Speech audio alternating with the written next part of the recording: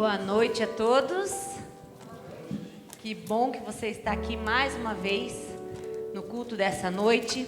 Quantos aqui estão vindo todas as noites, não perderam nenhum sermão? Eu também. Eu estou desde o sábado e aí as noites desde domingo tem sido uma bênção, né, irmãos?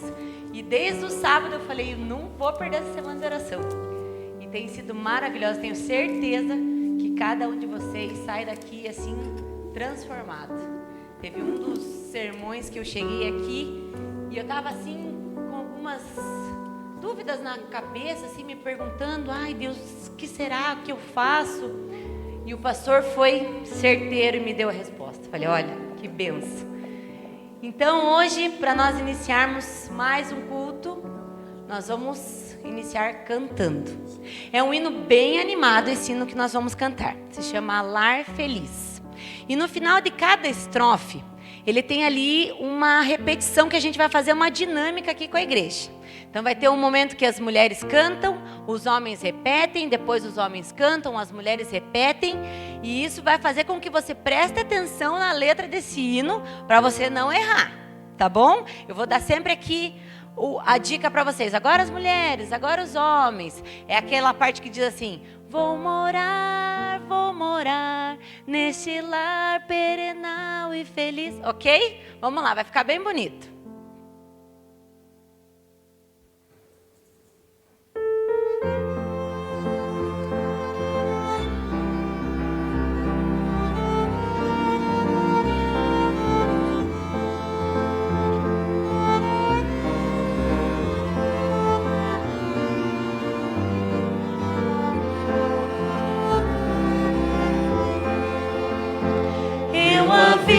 Uma terra feliz, onde irei para sempre morar, as mansões desse lindo país, que Jesus foi ao céu preparar. Agora as mulheres. Vou morar. Todos juntos. Nesse lar perenal e feliz. Agora os homens.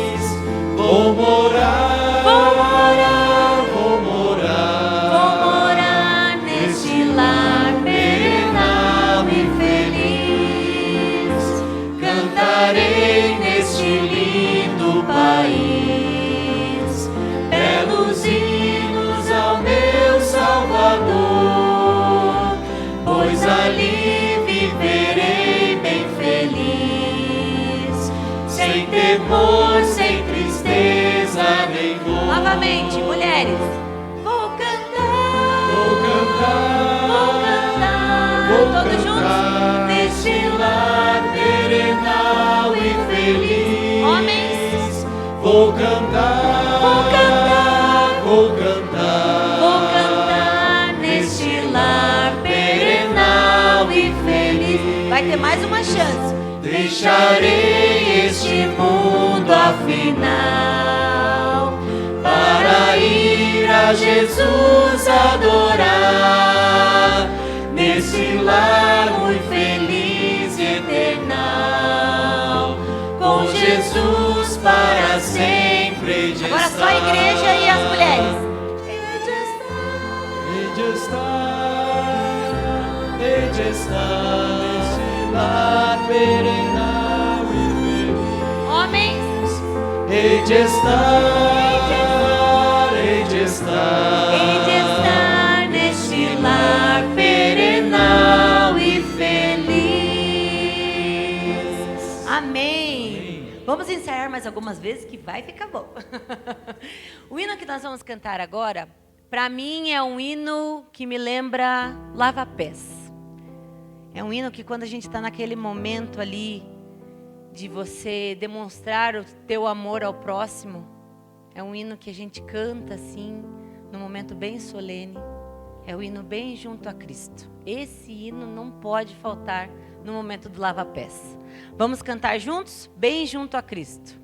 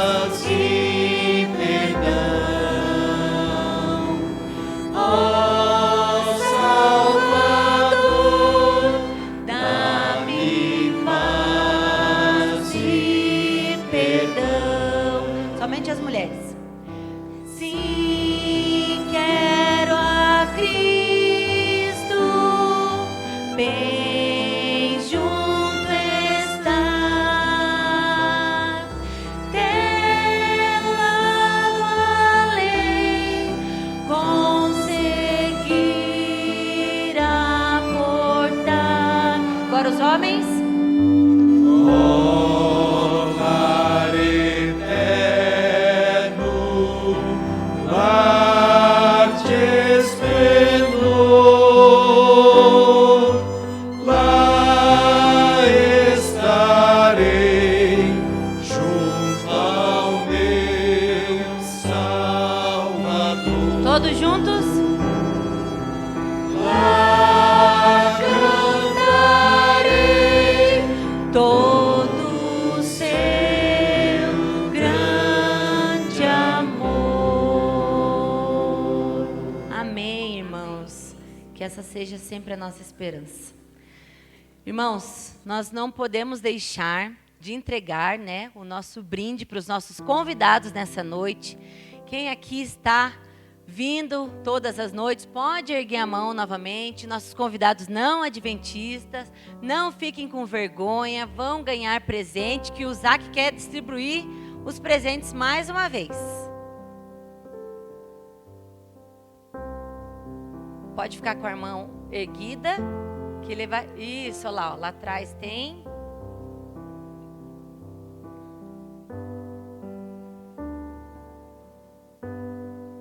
Que vocês se sintam muito bem em nosso meio. Que voltem mais vezes. Zac, lá atrás tem também.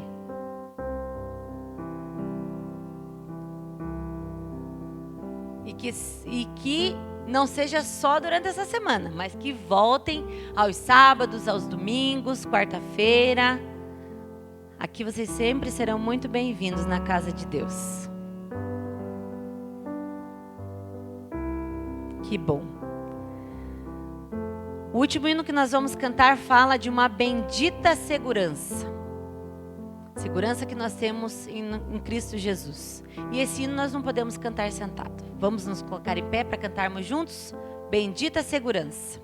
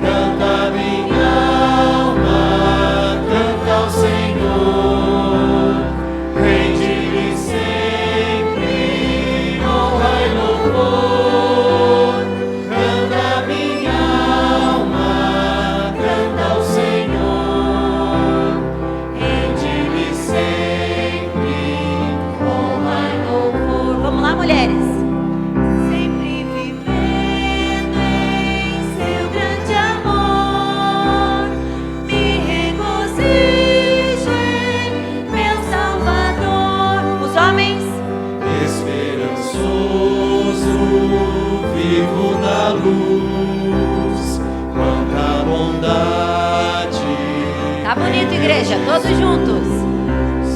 Canta minha alma, canta ao Senhor, rende sempre honra e louvor.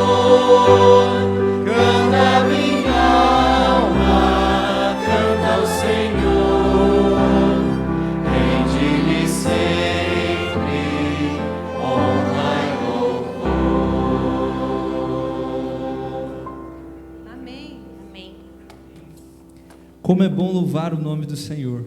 Como é bom nos reunirmos para louvar, encontrar os amigos, os irmãos. Essa semana tem sido maravilhosa. Os momentos que passamos aqui, cantamos, cada mensagem que ouvimos, que tem tocado o nosso coração, os momentos de confraternização, a cada noite, a cada lanche, onde conversamos, nos abraçamos, confraternizamos, isso é muito bom. Estar na casa do Senhor é bom, tão bom que o salmista Davi, ele diz no Salmo 27, no verso 4, uma coisa peço ao Senhor e a buscarei, que eu possa morar na casa do Senhor todos os dias da minha vida, para contemplar a beleza do Senhor e meditar no seu santo templo. O contexto é a proteção, a segurança que sentimos ao estar na presença do Senhor. Estando na presença do Senhor, nós entendemos que nós temos as respostas, o cuidado, a proteção, a direção, tudo que nós precisamos, como o mesmo Davi vai dizer em um outro salmo: o Senhor é meu pastor, eu tenho tudo que eu preciso. E é com essa certeza que nós vamos orar agora, agradecendo ao Senhor por tudo que já tivemos até agora, pedindo mais uma vez a presença real dEle através do Espírito, e colocando no nosso coração esse desejo de estar sempre na presença do Senhor, na casa do Senhor, e em breve estaremos para sempre nessa presença, pois Jesus está vindo nos buscar. Essa é a nossa esperança. Feche os seus olhos, ore comigo. Querido Deus, te agradecemos, Pai, porque a cada dia o Senhor tem nos acolhido em tua casa, tem nos acolhido através do aperto de mão, do abraço de cada irmão, através dos cânticos de louvor ao teu nome, a oportunidade de reconhecer o quanto o Senhor é bom, o quanto o Senhor é misericordioso e tem cuidado de nós.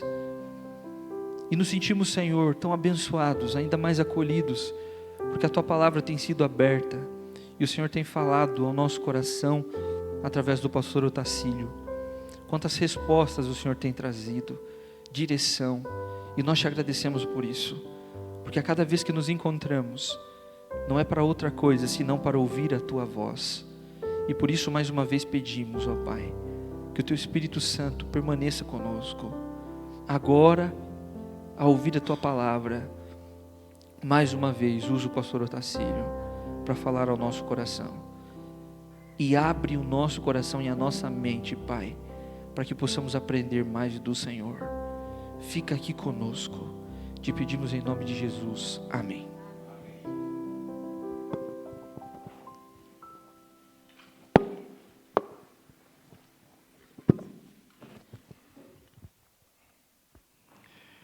Uma boa noite.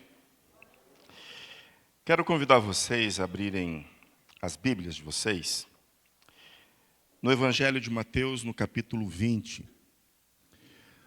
O nosso diálogo de hoje, ele está baseado nesse texto da Bíblia. A gente vai conversar sobre ele.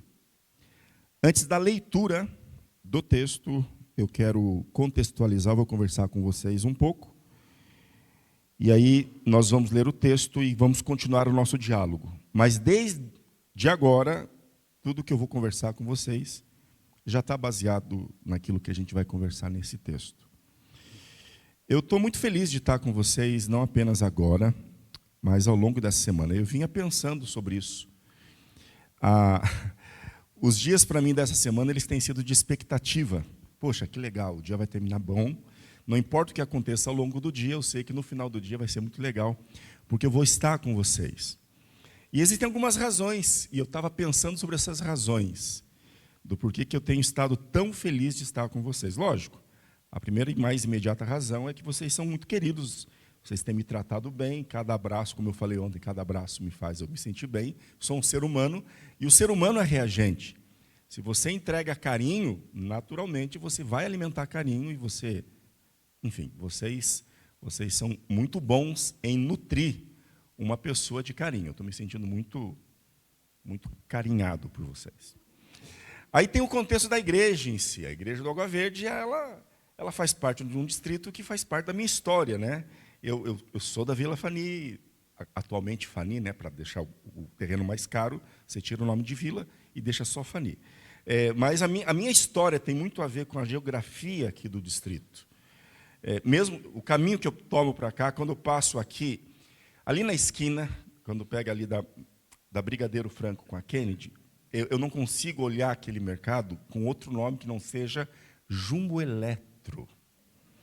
Então, quando eu falo isso, você já sabe de qual época que eu sou.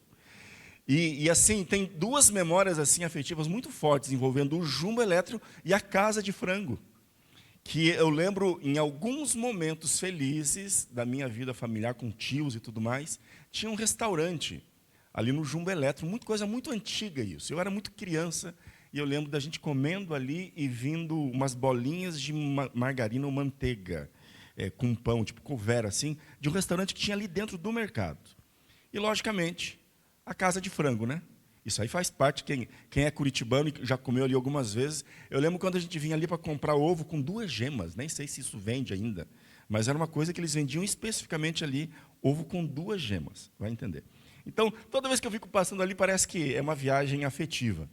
E, logicamente, como essa é uma igreja que surge a partir da Igreja do Portão, a Igreja do Portão é a igreja que, em 1983, eu conheci o Adventismo, a partir da Escola Adventista do Portão.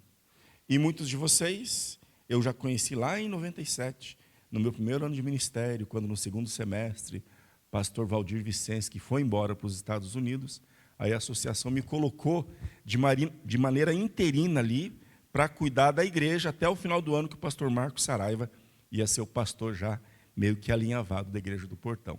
E eu também estava na mesa diretiva, que analisou o projeto da igreja, e votou esse projeto, a aprovação desse projeto na associação.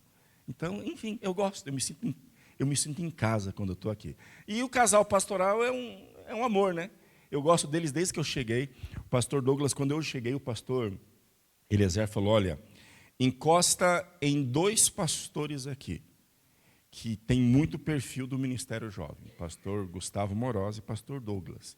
Tanto que no primeiro evento que eu fiz da associação, ele foi um dos meus oradores. Chamei ele, o pastor Gustavo, que o presidente olha assim como pastores com boa oratória e tudo mais, e o pastor Lelis, que tem toda uma história de Ministério Jovem. Já chamei temos uma foto até hoje, nós 4. Obrigado, viu? Muito bom, muito especial estar com vocês. Nem sei se o pastor ali pode fazer isso, mas eu faço, tá bom? Então é isso, eu estou feliz. Estou fundamentando a razão pela qual eu digo para vocês que eu estou feliz. E eu realmente estou feliz, vocês são muito queridos. Mas é interessante, né? Olhe bem, vou perguntar para você agora, você está feliz? Sim ou não? Veja, estar feliz tem a ver com coisas que estão acontecendo, coisas que lhe deixam feliz e tudo mais. Mas tem uma segunda pergunta parecida com essa, e nós já estamos no assunto da mensagem dessa noite. E para mim ela parece com a primeira, mas ela é muito mais profunda. A primeira exatamente. A primeira pergunta, né? Você está feliz? A segunda é, você não precisa me responder, é para reflexão daí, tá? Não é o tipo de pergunta de resposta rápida, de resposta pronta. A pergunta é, você é feliz? Porque estar feliz tem muito a ver com circunstâncias, fatos, questões. Ser feliz é uma coisa mais de dentro para fora. Se eu pudesse fazer uma comparação, eu diria que estar feliz é sobre um termômetro. Que dependendo do que acontece, você está feliz. Ah, pastor, eu não estou feliz hoje. Ah, Otacílio, não estou feliz. Por quê? Ah, teve um problema lá no trabalho. Ah, recebi um diagnóstico ruim. Então, fatos podem deixar você feliz ou podem deixar você triste. Mas ser feliz não é sobre termômetros. É sobre termostatos. É sobre uma situação, é sobre uma realidade de coração que faça chuva ou faça sol, você pode até estar triste, mas você é uma pessoa feliz. Por que eu estou falando sobre isso? Porque nesses anos de ministério, 29 anos como pastor, vou falar uma coisa, e por favor, eu costumo dizer, esse é o momento que você não pode morrer. Porque se você morrer depois dessa minha frase, você pode achar que eu sou um herege. Mas eu quero explicar para vocês. E eu entendo que ao final do nosso diálogo nessa noite, você vai concordar comigo e vai entender do que eu estou dizendo. Mas eu posso falar para vocês, sem nenhuma alegria, que ao longo desses 29 anos eu conheci poucas pessoas felizes na igreja. Por mais estranho que possa parecer, sim. Eu conheci poucas pessoas felizes. Ah, pastor, mas é claro, mas é porque o caminho é estreito. Não. Por favor, a gente já superou isso. O caminho é estreito, mas não é infeliz. Mesmo porque Jesus nos convida, João 10:10, para uma vida quê? Uma vida pela metade? Uma vida mais ou menos? Não. Ele deixa bem claro no Evangelho de João, no capítulo 10, no verso 10. O ladrão vem para roubar e matar.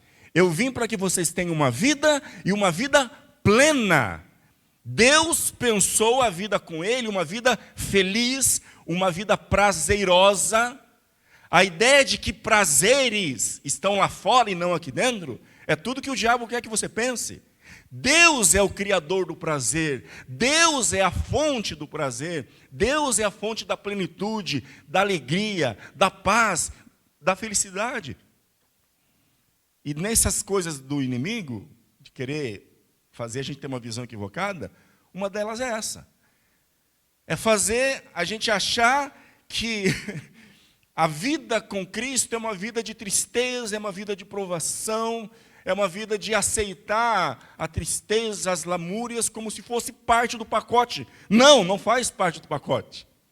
A tristeza, ela não pode estar associada automaticamente a uma vida ao lado de Deus. Tristeza é algo que pertence ao pecado. Pecado causa tristeza. Deus causa plenitude, paz. O pastor citou o Salmo 23. Se eu tenho Deus, não me falta nada.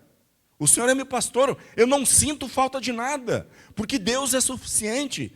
Olha a descrição da vida daquele que tem a Deus como seu supremo pastor, no Salmo 23. Guia-me a águas tranquilas, refrigera a minha alma, por amor do seu nome. Perceba a descrição do salmista de uma vida com Deus, não é de uma vida triste. Mas eu conheço poucas pessoas na igreja que são felizes. E a principal razão é uma chavezinha que eu espero que a gente consiga virar nessa noite de quinta-feira. É um entendimento automático de que se você fizer a vontade de Deus, você vai ser feliz. E não é bem assim. Deixa eu explicar para vocês. Fazer a vontade de Deus é fazer o que é certo, correto? E todos nós que começamos a frequentar a igreja, a gente foi condicionado a entender que o caminho do cristão é procurar ser uma pessoa melhor, que faça escolhas corretas, que haja da maneira correta, que cumpra os mandamentos. E presta muita atenção no que eu estou dizendo.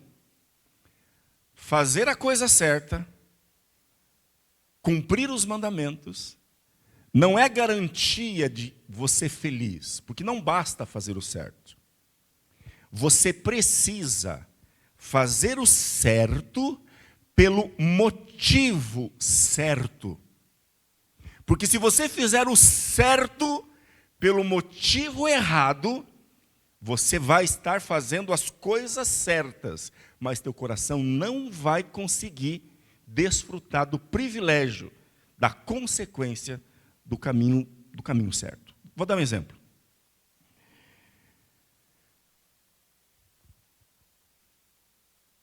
Pregar a palavra de Deus é certo, sim ou não? Então, se é certo, na nossa mentalidade, automaticamente, ao eu pregar, ao eu falar de Deus, eu deveria ficar feliz. Porém, se o motivo de eu estar pregando é receber um elogio lá no final, aonde é que vai estar a minha felicidade? No ato da pregação ou no elogio? E se o elogio não vier? Eu vou estar pregando, esperando algo que não vem, não estarei feliz. Porque a minha felicidade não está no certo que eu estou fazendo. Está numa recompensa lá na frente. Ao longo do meu ministério, eu percebi uma igreja que é repleta de pessoas que estão sempre querendo fazer o certo, mas nem sempre estão querendo fazer esse certo pelo melhor motivo. E eu poderia exemplificar para vocês aqui pelo menos 4 motivos. Os 2 primeiros são amplamente perceptíveis e reconhecíveis, inclusive, na tua experiência. Pessoas que fazem o certo por medo do que pode acontecer se você for pego fazendo o errado. E o medo, vamos reconhecer didaticamente, que o medo, ele é um recurso assim bem forte. Bem forte. Eu lembro de um professor de língua portuguesa lá no IAP que ele tinha uma didática interessante, ele tinha um critério de avaliação interessante. Ele chegava e falava assim, ó, vocês todos já têm 10 na média. A partir de agora, vocês não precisam lutar para ganhar nota, só cuidem para não perder. Então, se não fizer uma tarefa, perde 2 pontos na média, se conversar na aula, perde 2 pontos na média, se não participar das atividades, perde 2 pontos. Então, a gente, por um lado, estava feliz porque tinha o 100 garantido, mas dava um medo de fazer qualquer coisa errada pelo medo do que poderia acontecer fazendo esse errado. Então, por mais incrível que parecesse, ele falava, vocês podem achar que é fácil, mas não é tão fácil, porque vocês... tinha aquela pressão de qualquer coisa, poderia perder tudo aquilo. E se você for fazer uma análise, na cultura religiosa brasileira, o medo, ele é um instrumento bastante usado. Pela própria ideia básica, por exemplo, nós somos um país de cultura católica. No catolicismo existe a ideia do quê? Não só no catolicismo, no protestantismo também. Se você fizer certo, você vai para o céu. Se você fizer errado, você vai para onde? Então, o inferno é um excelente lembrete que, bom, como alguém diria, eu quero ir para o céu. Não é porque eu conheça bem a Deus, mas é porque entre céu e ficar queimando, né? E a gente acaba sendo criado dessa maneira também. Quantas vezes lá pequenos, né? Não faz isso, por quê? Porque Deus não gosta, não faz isso porque Deus vai castigar. Isso é tão forte, esse medo é tão forte, que muitas vezes na nossa própria experiência, quando a gente faz alguma coisa, quando alguma coisa na nossa vida começa a acontecer de errado, a gente já tenta procurar, mas o que eu fiz de errado porque Deus está me castigando. Vou dar 2 exemplos para vocês verem como essas coisas acontecem. Uma delas está numa musiquinha que a gente ensina para as crianças. Canta comigo se você sabe. Cuidado, boquinha, o que fala. Canta comigo. Cuidado, boquinha, o que fala. Uma pergunta. Não, vocês conseguem cantar melhor que isso. Vamos comigo. Cuidado, boquinha, o que fala. Cuidado. A boquinha tem que cuidar com o que fala, sim ou não? Eu, que sou pastor, sei. Tem uma galera que tem o telefone do presidente, dependendo do que a boquinha falar, pastor Eliezer recebe um telefonema lá. Mas não é só sobre isso. É que, na verdade, falar é que nem fazer postagens. Quando você fala, aquilo que você falou já não pertence mais a você. E uma vez que comunicação não é o que eu falo, é o que o outro entende, maridos sabem isso muito bem. Dependendo do que você falar. Eu gosto de alguns reels que mostram assim, né, a armadilha, né, uma pergunta de armadilha. Eu sou a pessoa mais bonita que você conhece? E o cara lá tentando pensar na resposta certa, porque qualquer resposta pode virar um problema. Cuidado, boquinha, do que você fala, porque ela não vai lembrar da forma de Bhaskara, mas ela não esquece aquilo que você falou naquela semana em que ela estava sentindo que estava muito inchada pela retenção de líquidos e a roupa não estava entrando, e você deu a entender que ela estava acima do peso. Maridos deveriam lembrar que a boquinha tem que cuidar do que fala. Na verdade, todos nós deveríamos lembrar. Por quê? Porque nós nos tornamos responsáveis por aquilo que falamos. Só que na música é dito assim, por que a gente tem que cuidar? Porque o Salvador do céu está olhando para você. É engraçado porque essa música ela é composta em inglês, e no inglês é diferente. O Salvador do céu está olhando com amor. Em ambas as letras ele está olhando, mas no original ele está olhando com amor. Na nossa, porque o Salvador do céu está olhando para você. E aí isso aí meio que evoca aquela figura do policial rodoviário, que fica com aquele radar móvel, sabe? Eles gostam de ficar naquele lugar que é um ponto cego para a gente que está dirigindo, e a gente só percebe quando a gente está muito em cima da hora. Então, às vezes, você fica dirigindo meio tenso assim, e se tiver um policial, você quer andar... Aliás, é uma dúvida que eu tenho. existencial. Por que se faz um carro que passa do 110 se a gente não pode passar de 110? É para testar o nosso domínio próprio? É sobre isso? Mas enfim, você está percebendo? E fica muito nisso. Quer ver um outro exemplo de hino? Que é lindo, mas diga para mim qual que é a motivação de fundo para esse trecho do hino. Se Jesus viesse hoje, qual seria o seu sentir? Talvez tu precisasses te esconder devido a algum pecado que não queres submeter. Que horror com os ímpios perecer. Lindo, né? Palavras duras em voz de veludo.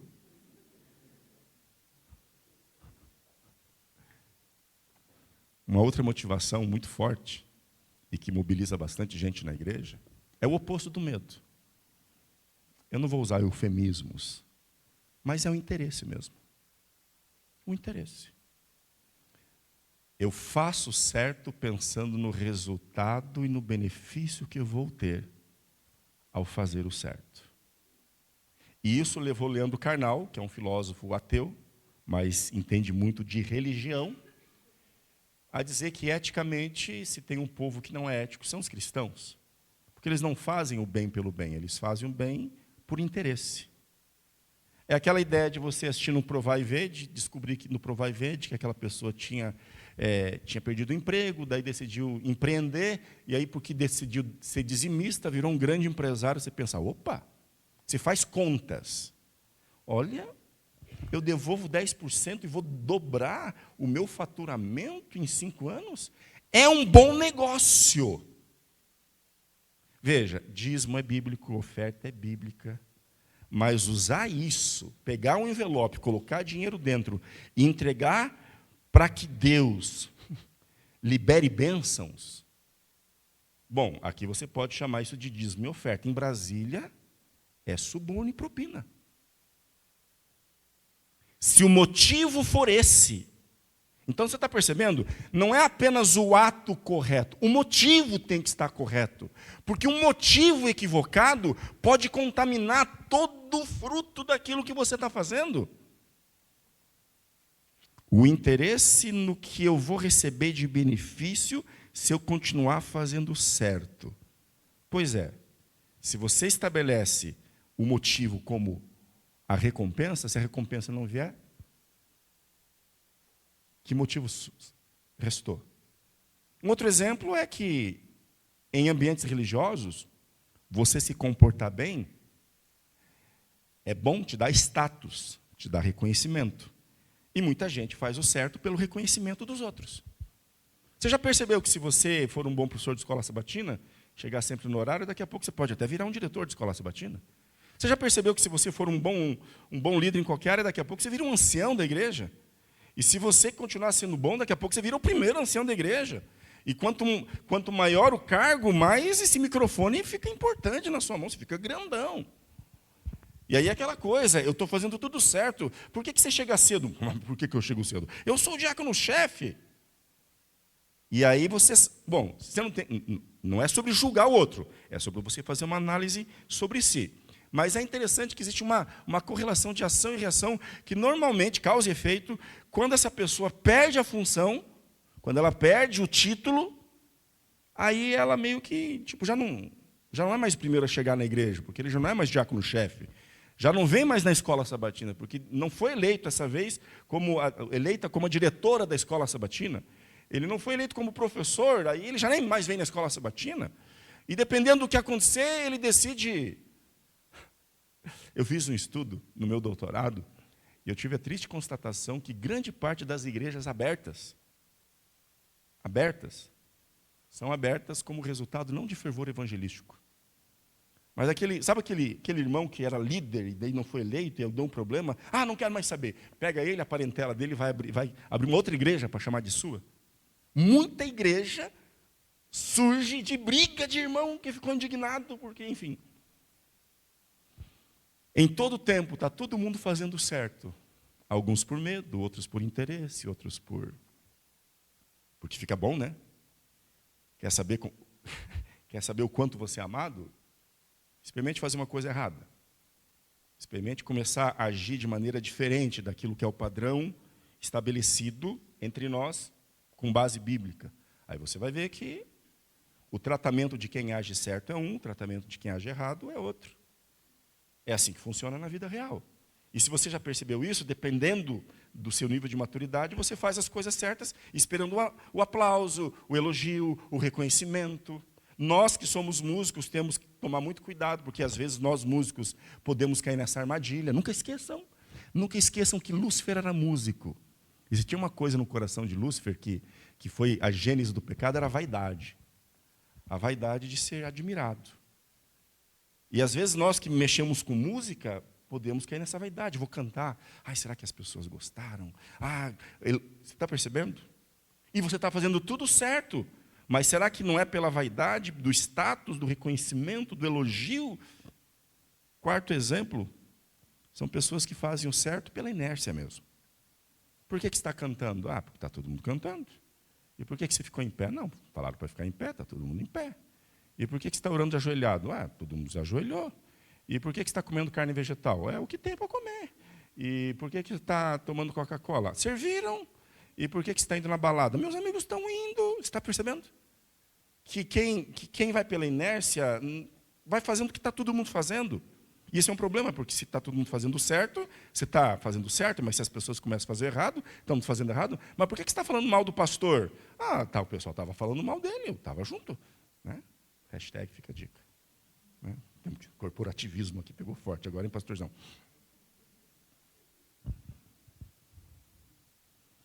Por que a gente age assim? Porque a gente tem uma visão muito errada da vida comum em si. É que a gente dividiu a vida. Eu não tenho tempo de explicar, mas basicamente a gente ainda tem influência da filosofia grega, nós somos totalmente dicotômicos.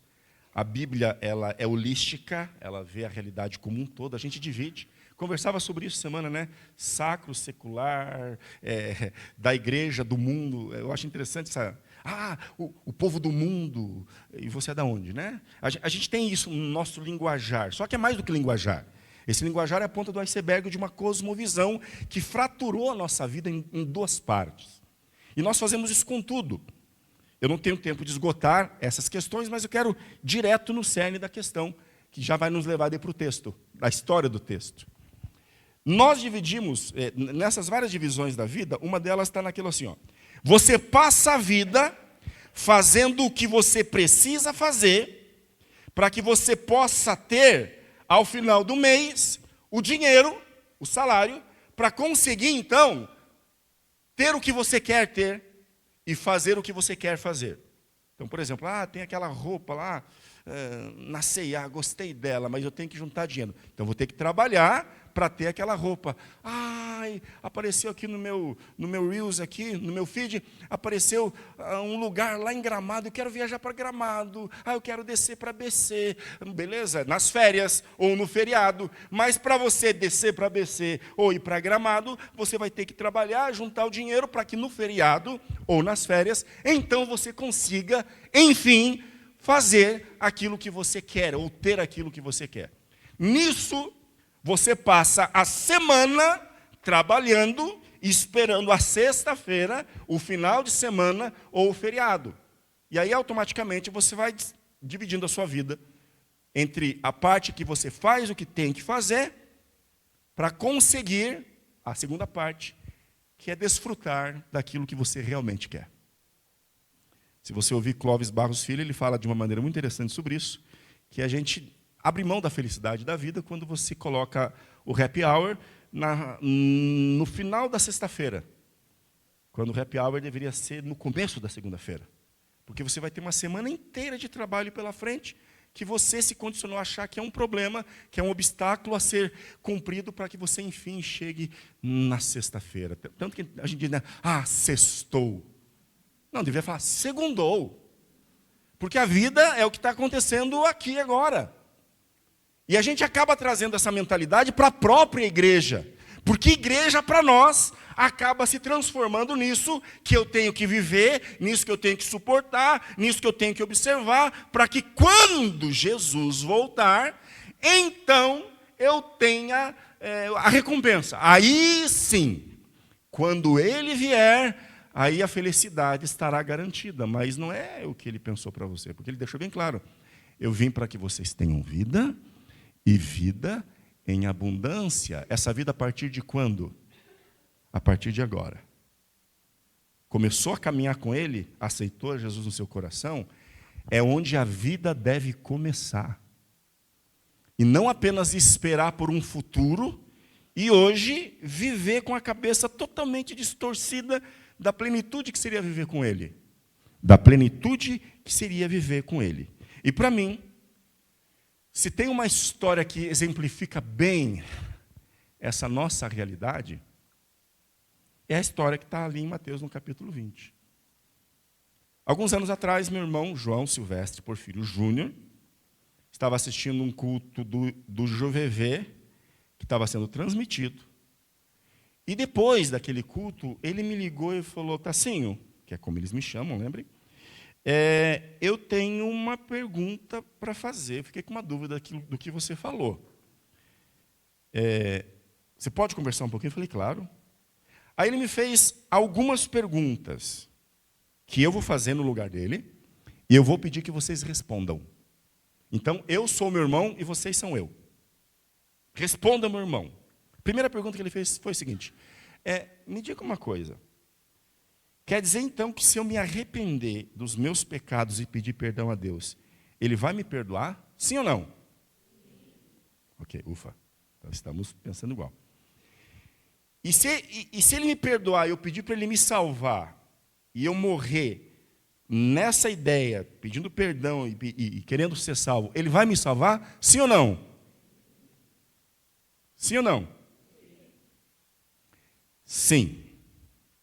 A gente vai conversar mais sobre isso amanhã, porque se eu e você tivermos qualquer dúvida sobre salvação, como é que a gente vai ter confiança de compartilhar sobre isso com as pessoas? Salvação é uma coisa que a gente tem que ter muito convicto, não por nós, mas pela certeza dos méritos de Cristo. Beleza, sigamos. Tá, então deixa eu entender. E se eu morrer salvo, quando Ele voltar, eu e você vamos para o mesmo lugar? Sim ou não? Engraçado que os sims estão diminuindo. Meu irmão, é sobre mim isso aí? Se meu irmão morrer pedindo perdão para Deus, ele vai estar salvo, sim ou não? Se ele morrer salvo, ele vai passar a eternidade no céu? O mesmo lugar é isso. Vocês falaram sim porque vocês estão na dúvida sobre mim?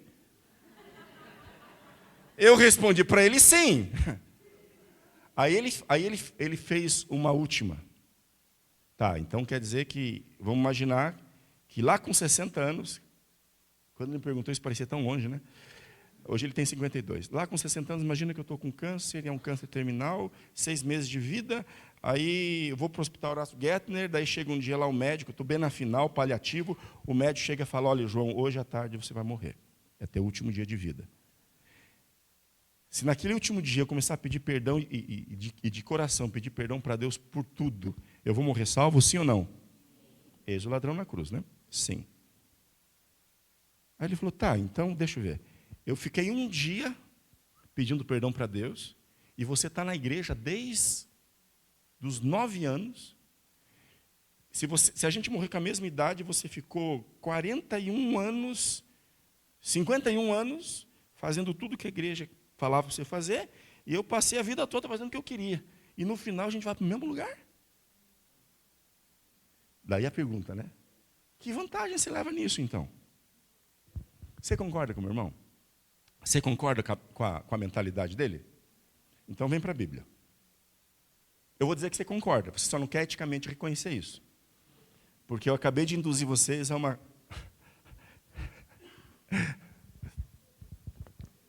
dissonância cognitiva. Dissonância cognitiva. É o que você... Mateus 20. A parábola que tem a informação mais triste sobre Deus é a parábola da vinha.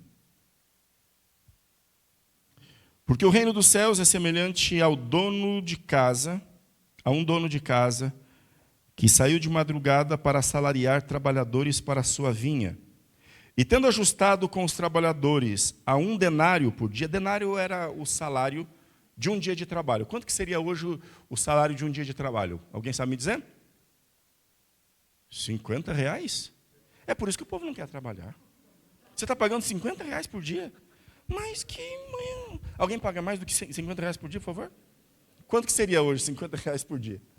Um denário, quanto? Uma diária? 200? 200, hein? Se alguém precisar de 200 por dia, tem alguém que está pagando 200. Então não lerei mais um denário. Eu já vou ler, o texto já traduzindo na linguagem de hoje, tá? Então, o reino de Deus, o reino dos céus é semelhante a um dono de casa que saiu de madrugada, saiu 5 horas da manhã para assalariar trabalhadores para a sua vinha. E tendo ajustado com os trabalhadores a R$200 por dia, mandou-os para a vinha. Saindo pelas 9 horas, viu na praça outros que estavam desocupados, e disse-lhe também: Ide vós também para a vinha, e vos darei o que for justo. E eles foram. Então, saindo outra vez perto do meio-dia e das 3 horas da tarde, procedeu da mesma forma.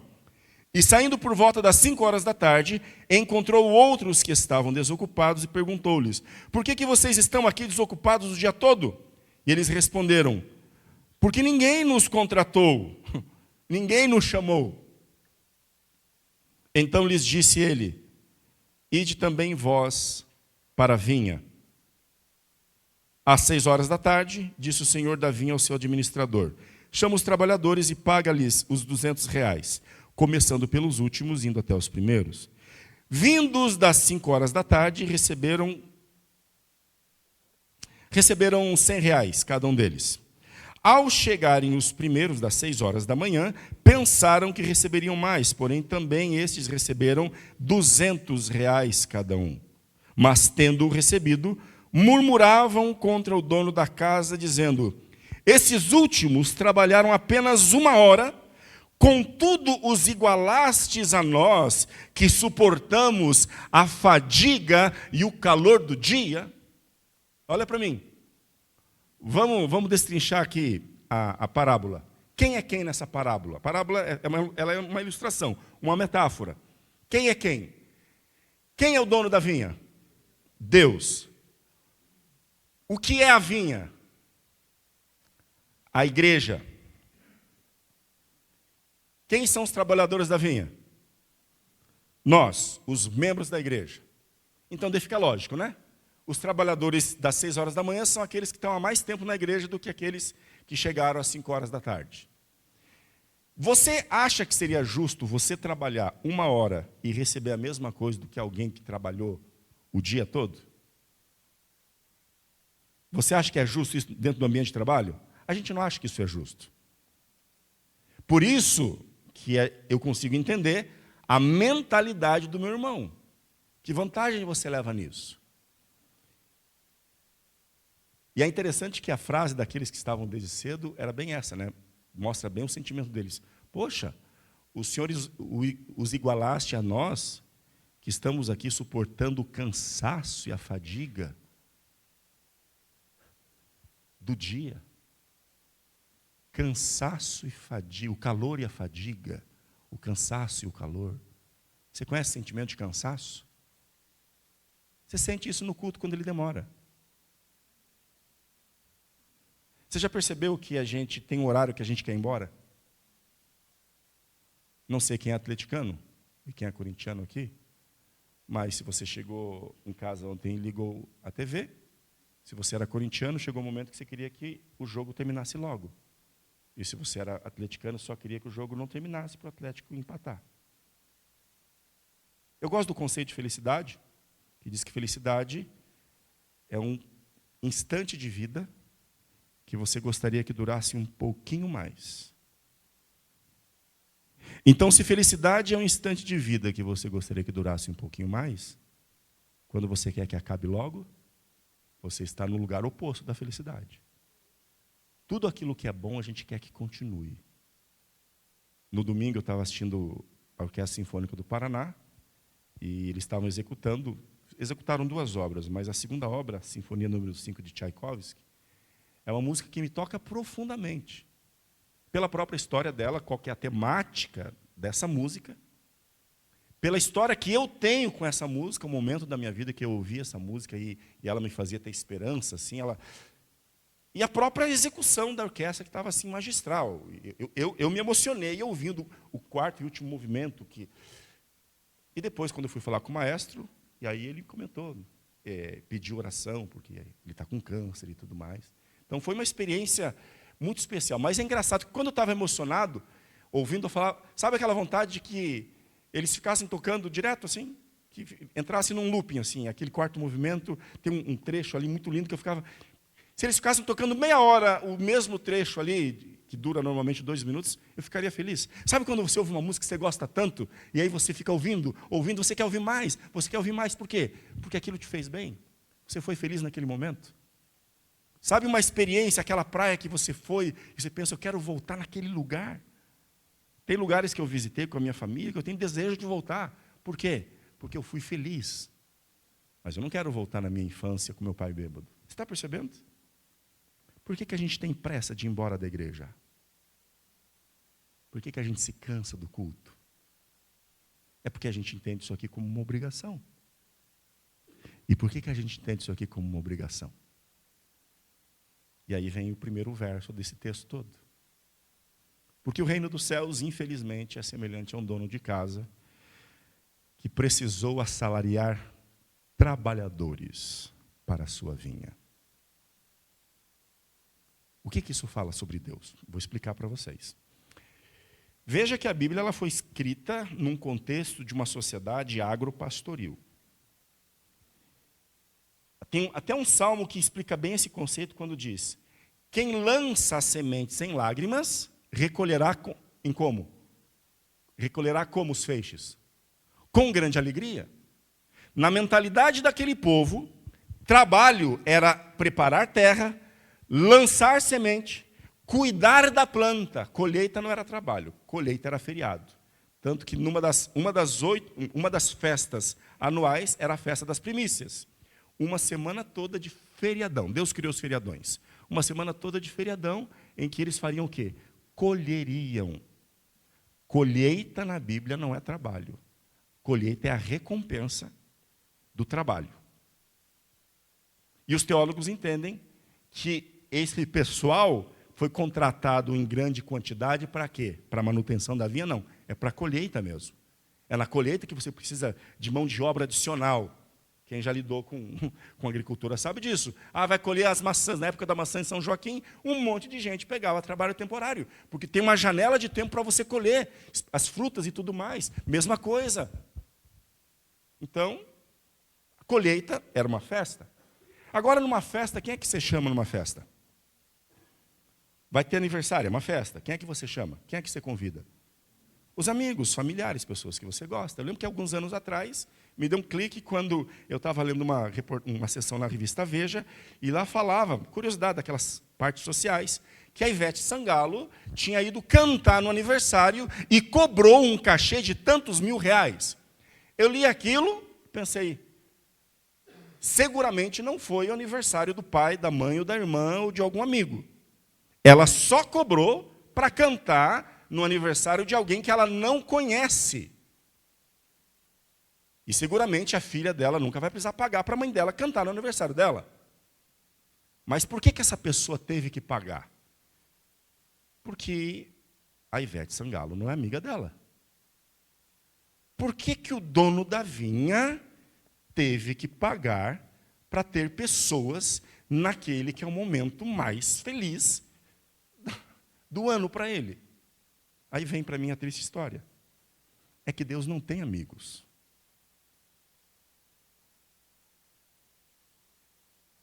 Eu preciso repetir isso aqui para você. Deus não tem amigos entre nós. Qual é o seu nome, desculpe? Você de rosa e preto. Uhum. Alana. Alana, vem aqui na frente, por favor. Alana. Eu vi você com um livro, a primeira vez? Sim, beleza. Então, vamos lá. Alana, vamos aqui, melhor.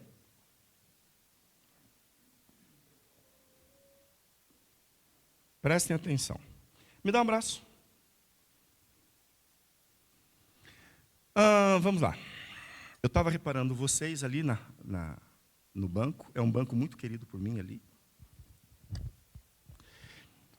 Eu estava reparando você. Enfim, é que eu fico falando, como eu não uso papel, eu fico olhando todo mundo, né? Vocês não conhecem a Lana. Na cabeça de vocês acham que ela está mais confortável aqui, abraçada comigo, ou lá onde ela estava no banco dela? É aquele rapaz de camisa azul e preto, o que ele é seu? Meu amigo. Seu amigo. Ele está lá só rindo para mim. Beleza. Agora sim, ele é teu amigo, então eu acho que tá de boa, não tem nenhum problema, enfim. Vocês acham que ela estava mais confortável lá entre amigos ou aqui comigo na frente de vocês? Lá? Quantos acham que ela estava mais confortável sentada lá? Levante a mão. Quantos acham que ela está mais confortável aqui? Vocês sabem nada mesmo. Deixa eu falar uma coisa para vocês. Contra fatos, não há argumentos. Ela está abraçada comigo, isso prova que ela está gostando. Mas vamos ouvi-la, né? Ela está viva. Você prefere estar aqui comigo ou lá com seus amigos? Seja sincera. Difícil escolher. Onde você fica mais confortável? Escondida, com meus amigos ali, sem exposição nenhuma. Tá, mas daí agora me ajuda a entender uma coisa. Se você fica mais confortável lá com os seus amigos, por que você está abraçada aqui comigo? Porque você pediu. Perceberam? Então, assim, agora, obrigado, tá? Fique à vontade.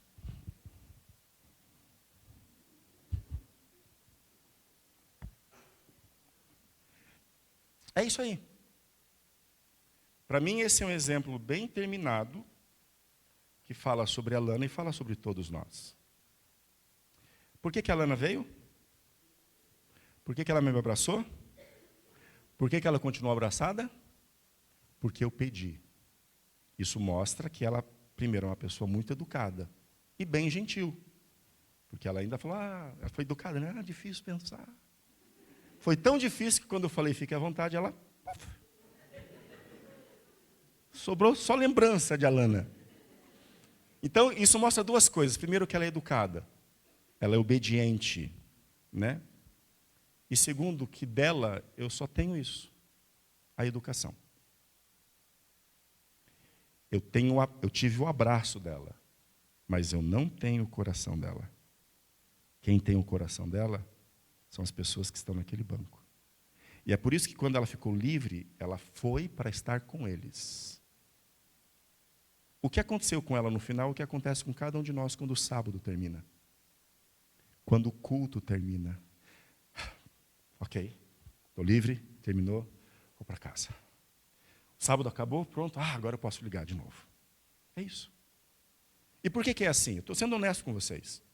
É porque a gente foi ensinado a obedecer. Nós fomos educados para sermos educados. Nós fomos educados e orientados para sermos obedientes. Afinal de contas, se me amardes, guardareis os mandamentos. Mas é isso! Se me amardes. Eu não sei quem gosta de matemática, eu gosto de matemática. E na matemática existem 4 operações, uma delas é a multiplicação. E uma das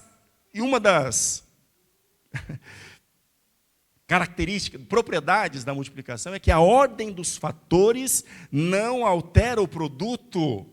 Na matemática, na multiplicação, mas na vida altera. O que Jesus falou é o seguinte: se você me amar, como consequência você vai guardar os mandamentos. Mas ele não falou que se você guardar o mandamento você vai amá-lo. Porque a gente pode passar uma vida toda obedecendo a Deus sem amá-lo. A gente já faz isso na vida, a gente faz isso com o chefe. Chefe é alguém que a gente obedece. Obedece por quê o chefe? Porque ama? Não necessariamente. Obedece porque ele paga o salário, obedece porque manda quem pode, obedece quem tem juízo, obedece. E você quer saber se você ama teu chefe ou só obedece? Pensa nas férias. Quando você pensa nas férias, você quer continuar trabalhando? Não. Você quer se livrar do trabalho e você convida o chefe para viajar junto? A gente vai embora, deixa o trabalho, deixa a chefe, deixa tudo para trás. Porque o que a gente gosta é aquilo que está com a gente dentro do carro. O chefe tem a nossa obediência. E Deus sabe disso. Tanto que um dos apelos dele é assim: filho meu, dá-me hoje o seu. Ele não pede o abraço. Porque ele sabe que o abraço pode ser dado por educação. Ele pede o coração, porque ele sabe que se ele tiver o coração... eu tenho certeza que vocês não precisam pedir abraço para ela. Onde existe afeto, o abraço acontece naturalmente. Eu vou dar um último exemplo, né? Porque tem canudinho de maionese lá embaixo. Ontem era cachorro-quente. Eu vou confessar para vocês, eu comi 5 antes de começar a falar para vocês. Porque canudinho de maionese me lembra a infância, tá? Canudinho de maionese. Já entreguei, então, é só mais um exemplo. Vamos imaginar, vamos supor, é uma hipótese absurda, mas apenas a título de exemplo, que Deus chegasse e falasse: pessoal, estou liberando vocês dos 10 mandamentos. Adventistas, vocês não precisam mais observar os 10 mandamentos. O que vocês acham que ia acontecer com a igreja? Acho que ia acabar, eu também acho. Mas tá? Complexo, né? Mas vamos supor, não tem mais 10 mandamentos que você precise seguir. Te faço uma pergunta. Cuidado com a resposta, porque eles já entendem. Você mataria... O que eles são seus? Filhos. Você mataria seus filhos? Mas por que você não mataria seus filhos se não tem mais um mandamento dizendo que não pode matar? Eu amo eles. Faz sentido para vocês? Num mundo em que não tem mais um mandamento dizendo que não matarás, ele não mata os filhos porque ama os filhos. Faz sentido para vocês? Levanta a mão o esposo que é fiel e não trai a esposa aí. Rápido, rápido, antes que ela fique apavorada. Eu estou falando sério, porque um dia, deixa eu contar para vocês, eu fiz essa pergunta numa igreja e o marido estava assim com o braço atrás da esposa e ele levantou a mão. Só que a esposa não viu. Ela olhou para ele assim, com aquele olhar da história da ruiva, ontem, né? Ele olhou para ela olhou para ele assim, eu falei: irmã, calma, ele já levantou a mão, está atrás. Ela, tipo, ufa, beleza. Então, levante a mão novamente. Fechou? Pastor, primeira dama, ele levantou a mão, ele disse que é fiel. Agora, como é que você se sentiria? Olha a pergunta que eu faria para ele. Amigo, por que você nunca traiu ou não trai a sua esposa? Se ele respondesse: não traio porque eu sou pastor, porque a igreja não permite, porque a Bíblia não deixa, porque é pecado. Como é que você se sentiria se as respostas dele fossem nesse sentido de que ele não pode? Braba. Por que você espera que ele faça isso por causa do quê? Porque ele me ama. Você está percebendo? Filho meu, dá-me hoje o seu. E é assim. É lógico. Porque ele ama os filhos, ele não pensa em matá-los. Existe um mandamento que diz: não matarás. Mas para quem ama, mesmo que não tivesse, não precisa.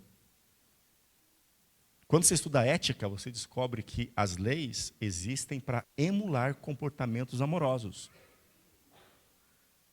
A lei existe para que você que não ame, haja como se amasse. Por isso que existe uma lei.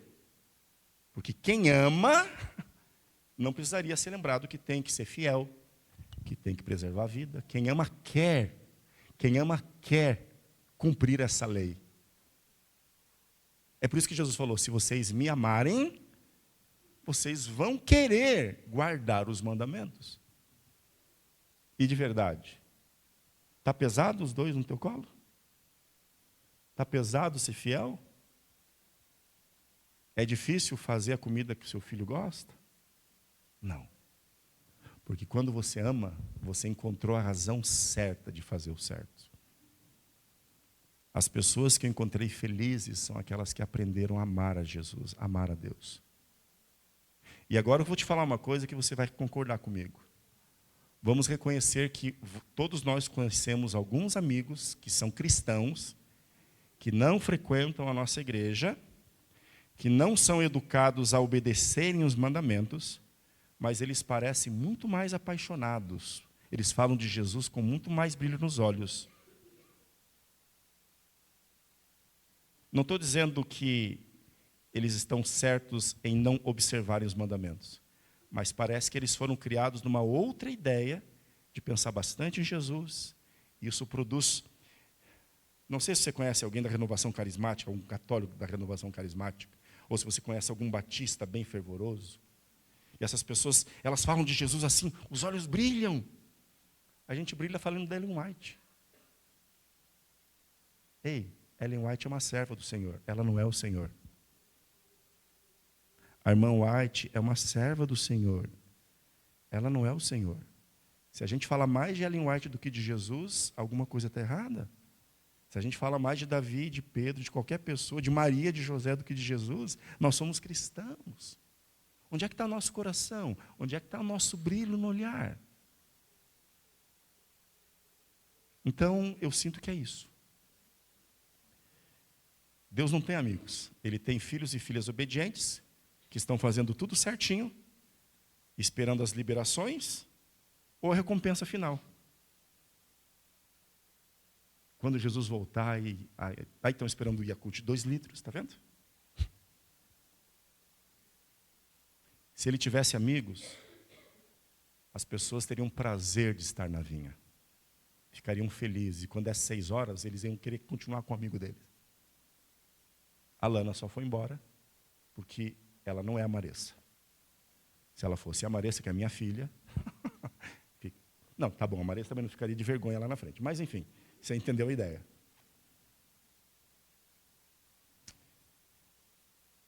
Não se sinta culpado disso. É como nós fomos condicionados a pensar.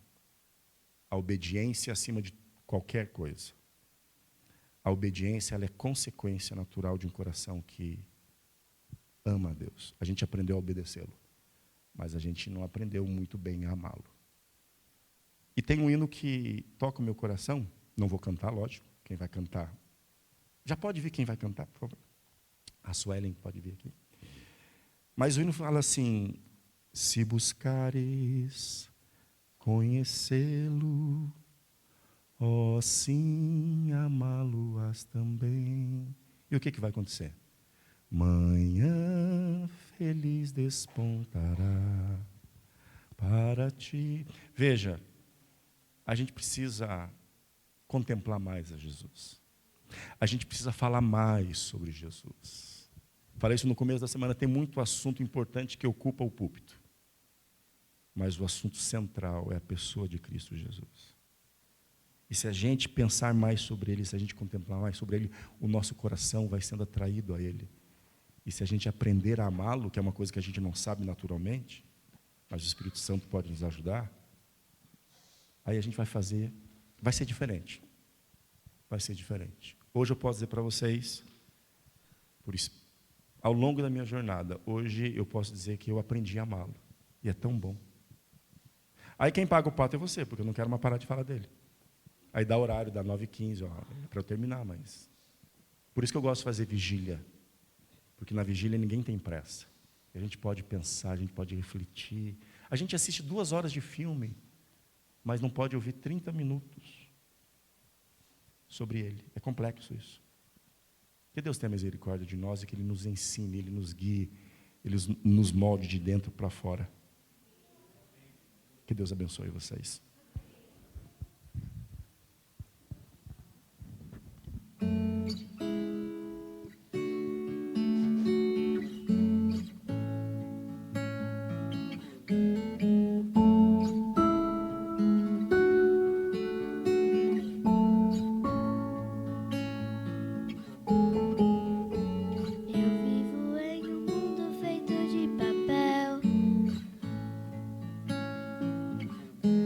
Tudo que toca mancha, isso me desmancha a cor. Eu rasgo um pedaço do meu próprio céu pra secar o choro que escorre do meu rosto réu. Em mim escrevo os meus poemas, os meus dilemas, cada ponto e vírgula do coração. Eu descrevo a minha cena, escrita a pena, a tinta escura mancha o meu coração. Sou um pedaço de papel, sei que estou manchado, me sinto amassado no chão. Dobre e faço um avião, mas nunca me solte, quero voar contigo em tuas mãos. Sou um pedaço de papel, sei que estou manchado, me sinto amassado no chão. Dobre e faço um avião, mas nunca me solte, quero voar contigo em tuas mãos.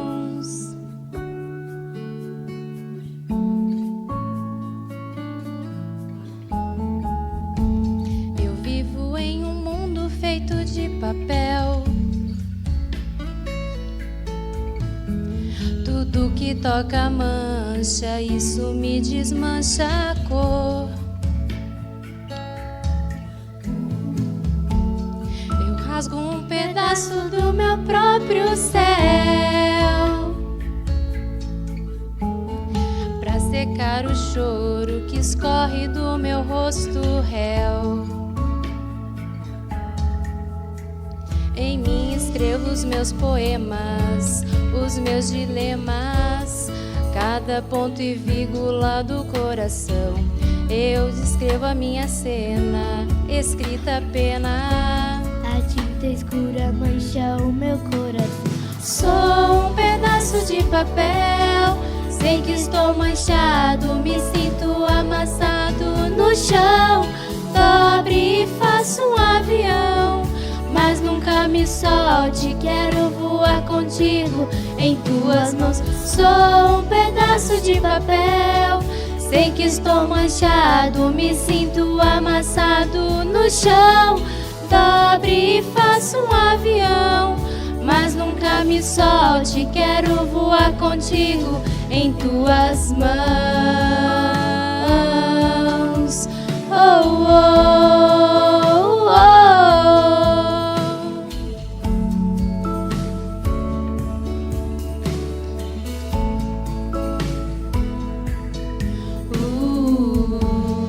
Larará, larará.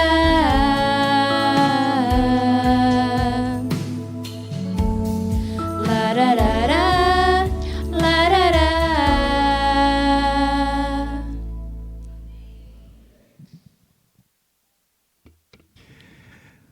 Senhor nosso Deus, obrigado mais uma vez pela oportunidade de estarmos juntos com os nossos irmãos na Tua casa. Que tudo aquilo que foi dialogado e pensado hoje possa fazer efeito e sentido para cada um de nós. Agora que a gente vai se confraternizar, mais uma vez a gente te agradece pelo alimento e mais uma vez a gente te dedica a nossa alegria como forma de gratidão. Em nome de Jesus. Amém.